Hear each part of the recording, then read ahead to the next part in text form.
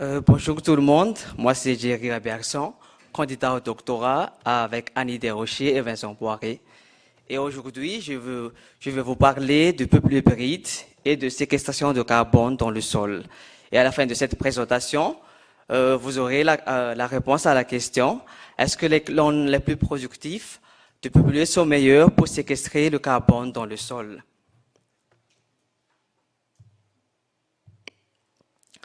Pour commencer, nous savons que actuellement, les changements climatiques sont parmi nos principaux problèmes environnementaux. Ils sont causés principalement par l'augmentation des gaz à effet de serre, comme le dioxyde de carbone et le méthane. Et comme le sol est le deuxième plus grand réservoir de carbone de notre planète, après les océans, donc il y a eu l'initiative 4 pour 1000 qui a suggéré que si on arrive à augmenter annuellement le stock de carbone organique dans le sol de 4 pour 1000, cela compenserait notre émission annuelle de dioxyde de carbone. Et dans ce contexte, les plantations à croissance rapide de peuples hybrides sont des pistes de solutions. Pourquoi? Parce que elles accumulent rapidement leur biomasse aérienne et souterraine. Donc, cela pourrait augmenter les apports en carbone dans le sol par l'accumulation de la litière ou par les racines. Néanmoins, il y a aussi d'autres études qui ont mentionné que les racines des espèces à croissance rapide ont des respirations plus importantes que les espèces à croissance lente, ce qui pourrait au contraire augmenter la perte de carbone dans le sol. Donc, nous avons besoin d'études pour clarifier la relation entre productivité et la séquestration de carbone dans le sol. Et c'est là qu'intervient mon projet, qui a pour objectif de déterminer l'impact de la productivité des peuples hybrides sur le stock de carbone organique dans le sol. Et nous avons mis deux hypothèses. La première est que les clones les plus productifs du peuplier stockent plus de carbone dans le sol. Et aussi une autre hypothèse qui stipule que le carbone organique dans le sol diminue quand la distance de prélèvement par rapport au tronc des arbres augmente. Pour la méthodologie, donc j'étais parti à New Liskeard, en Ontario, pour étudier une plantation de peuple hybride de cardoxon. Donc le dispositif expérimental a été constitué de 3 blocs comprenant chacun des parcelles monoclonales de 10 x 10 arbres.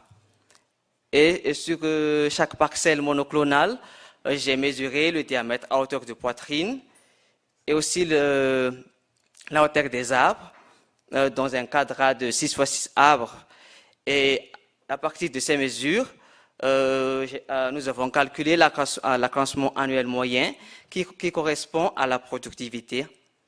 Et après cela, nous avons sélectionné 5 clones ayant des productivités différentes, c'est-à-dire du clone le moins productif au clone le plus productif. Dans le même cadre, nous avons également prélevé des carottes de sol à deux distances, c'est-à-dire à 175 et à 87,5 cm par rapport à l'arbre, et aussi dans 3 profondeurs du sol, c'est-à-dire 0,20, 20,40 et 40,60 cm. Et après, nous avons analysé en laboratoire les échantillons de sol pour avoir le teneur en carbone et en azote. Et après, nous avons calculé le stock de carbone dans le sol. Et nous avons utilisé des modèles mixtes et la méthode IMINS pour les analyses statistiques. Maintenant, entrons dans les résultats et discussions. Et d'abord, le carbone dans chaque profondeur du sol. Donc, comme on peut voir dans la figure que le stock de carbone dans le sol diminue avec la profondeur. Mais ce qui nous intéresse plus particulièrement, c'est que c'est seulement dans la profondeur 20-40 qu'on a observé des différences significatives de carbone entre les clones. Et c'est les clones 1719 et 915-005 qui ont stocké plus de carbone que le clone DN2. Et comme cette profondeur est plus influencée par les racines que la litière des feuilles, donc on suggère que cette différence de carbone entre les clones pourrait être due principalement par les racines.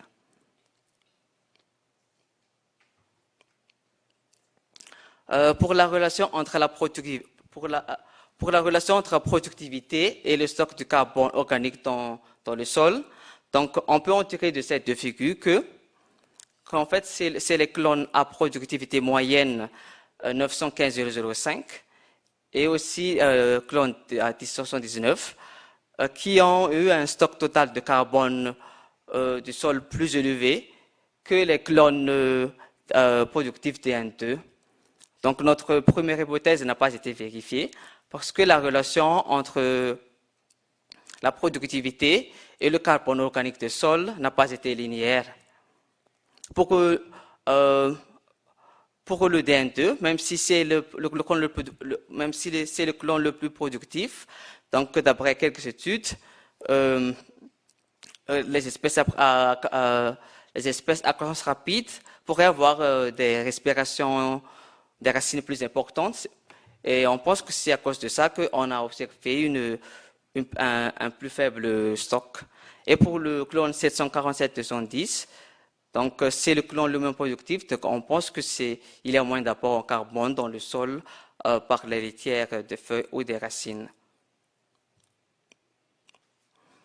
Pour les stocks de carbone en fonction de la distance, donc notre résultat nous a montré que les stocks de carbone dans le sol ont diminué de 5,75 mégagrammes de carbone par hectare lorsque la distance de prélèvement des sols passait de 87 à 175 cm du tronc. Et c'est similaire à l'étude de Wallet et Hall en 2011. Et donc notre deuxième hypothèse a été vérifiée, puisque plus on s'éloigne de l'arbre pour prélever le sol, moins le sol est influencé par les racines, et c'est pour ça qu'on a observé un stock de carbone plus faible. Pour le ratio C sur N et la densité apparente, donc on peut voir dans ce tableau que c'est le clone 1079 qui a eu un ratio C sur N du sol plus élevé que les clones 747-210 et 915-319 pour la profondeur 0,20. Et c'est le clone 915-005 qui a un ratio C sur N du sol plus élevé que le clone DN2 dans la profondeur 20-40. Donc, on suggère que les matières organiques du sol pour les deux clones pourraient se décomposer plus lentement. C'est pour ça qu'on a observé un stock de carbone plus élevé. Donc, quand on parle de séquestration de carbone, il faut aussi tenir compte de la qualité de la matière organique.